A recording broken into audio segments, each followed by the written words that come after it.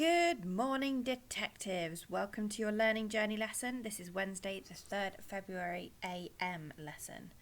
So far, we've had a go at predicting what we think the crime would be. Just like a normal investigator, they try and piece together the evidence. We've had the first bit of evidence. We watched the video of the evidence until he got to Abdul Ghazazi's house. So, to be a true detective, in order to solve the crime and unpick what happened, we have decided that we need to write a police report that gathers all of the information on the possible crime. So remember, Alan, once he'd visited Abdul Ghazazi's house, reported this crime and asked us to gather all of the information. So we need to make a true report of what happened. So let's go back to our question. Remember, we're going to try and challenge ourselves to maybe learn a new skill or practice a skill we haven't used for a while. In order to solve the mystery that we've got, we need to investigate, which is what we've been doing this week. We need to unpick the evidence, look at the events. Events, remember, they happen in order and then come to a conclusion. The word possible was really important here. Was it a crime or wasn't it?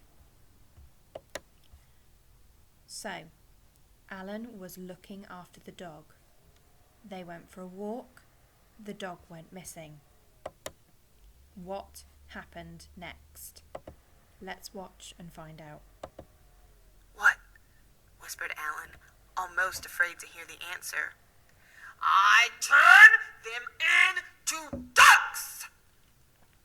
bellowed Ghazazi. In horror, Alan looked at the birds in front of him. When one duck came forward, Ghazazi said, "There's your Fritz." Alan begged the magician to change Fritz back. "Impossible," he answered. "Only time can do that. This spell may last years, or perhaps just a day." So he's saying that the spell will last years or possibly a day. "Now take your dear bird and please don't come again." When Alan took the bird in his arms, it tried to give him a bite. "Good old boy," said Alan sadly as he patted the bird on the head. "You really haven't changed so much." With tears in his eyes, he started for home. Behind him, Alan could hear Ghazazi laughing. As he approached the stairway, a gust of wind took Alan's hat sailing right off his head. Running along with one arm reaching for the hat, Alan lost his hold on Fritz. The duck flew out ahead and grabbed the hat in midair. Who else liked taking hats? The duck's taking a hat. Who else liked taking hats? But instead of landing, he just kept on flying higher and higher until he disappeared in the afternoon clouds. Alan just stood and stared at the empty sky. "Goodbye, old fellow," he called out sadly, sure that Fritz was gone forever. At least he had something to chew on. Slowly, one step after another, Alan found his way back to the garden gate and over the bridge. It was sunset by the time he reached Miss Hester's. Lights were on and he knew she must be home. With a heavy heart, he approached the door, wondering how Mrs. Hester would take the news. When Miss Hester came to the door, Alan blurted out his incredible story. So this is after Alan has posted the fact that he's lost the dog. He's reported the crime and now we're watching afterwards. So let's see what happens. He could barely hold back the tears. Then, racing out of the kitchen, dog food on his nose, came Fritz. Alan couldn't believe his eyes. "I'm afraid Mr. Ghazazi played a trick on you," said Miss Hester, trying to hide a smile. "Fritz was in the front yard when I returned. He must have found his own way home while you were with Mr. Ghazazi. You see, Alan, no one can really turn dogs into ducks. That old magician just made you think that duck was Fritz." Alan felt very silly. He promised himself he'd never be fooled like that again. He was too old to believe in magic. Miss Hester watched from the porch as Alan waved goodbye and hurried down the road to go home. Then she called out to Fritz, who was playfully running around the yard. He came trotting up the front steps with something in his mouth, and he dropped it at Miss Hester's feet. "Why, you bad dog," she said, "what are you doing with Alan's hat?" So how did he get the hat? How did the dog get the hat? So did you have the correct prediction of the crime? What has actually unfolded? Now, Miss Hester wants to know what actually happened, because Alan obviously reported the crime that the dog was missing, but when she returned home, he was in the front yard, all ready to be home. So let's unpick this crime and let's report the events. I wonder, pause the video now, can you think of how a police detective records a crime? What do they create? They write out a document. Do you know the name of it? Well done if you came up with a police report. So here's an example of one. I'm going to read it out loud now, and I want you to notice the features of it. What does it have? So a police report is a non-fiction style of writing. So that means that everything in it is the truth. It's a record of events. So the date, 15.8.99. Author McGee 2187. So when you have a police report, they normally put their badge number. So that's going to be Detective McGee 2187, his badge number. On Tuesday, August 6th, 3 men were involved in an armed robbery of a security van outside the Abbey National Office in Lee High Street. The men were seen by 3 witnesses who agreed that they were of stocky build. 2 of the men were over 6 feet tall, and the third was shorter, about 5'7". They all wore hoods which covered their faces, and therefore we have no information on their features. Only one man spoke. It said he spoke in a soft Irish accent, believed to be from Southern Ireland. All 3 men wore dark clothes, and 2 of them had jeans.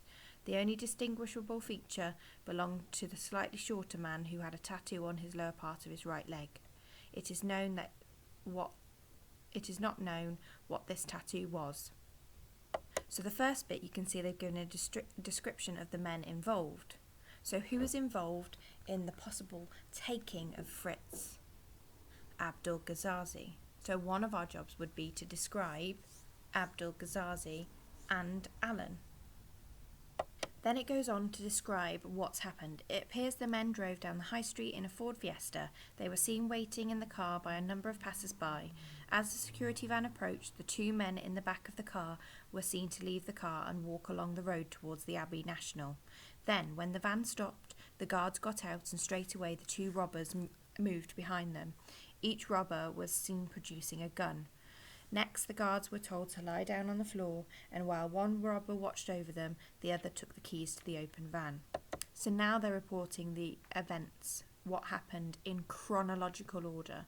So that means from start to finish, it's all in order.